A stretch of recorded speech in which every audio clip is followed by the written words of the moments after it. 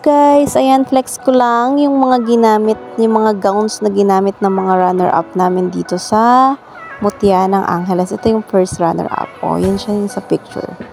Tapos ito siya nung actual. O, pak. O, diba? Ang ganda. Yan yung first runner-up.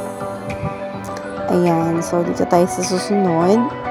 Mutya ng Angeles. Parang ano yan siya, pageant. Ganun. Eto, yung gown, ayan, yung actual gown na, eto yan siya, best in costume. Siya yata yung nanalo sa best in costume. Yung naunang napakita ko is yun yung first runner-up. O, diba? Talagang, ano siya, gawa siya sa mga materials na ano,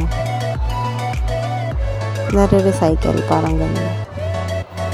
And here's the second runner-up. Ayan, oh.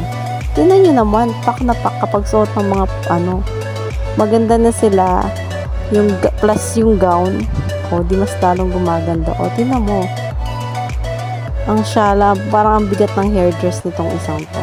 So, yan yung second runner-up. Ganda, oh. Oh.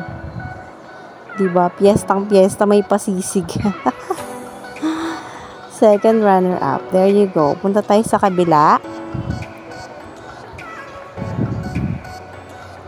Ayan. Ano to eh?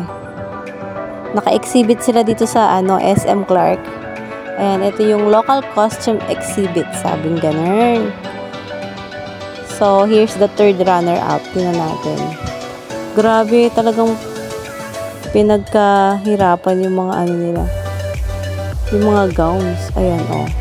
Yung nasa picture. Tapos, ito yung actual na gown. Tingnan mo naman!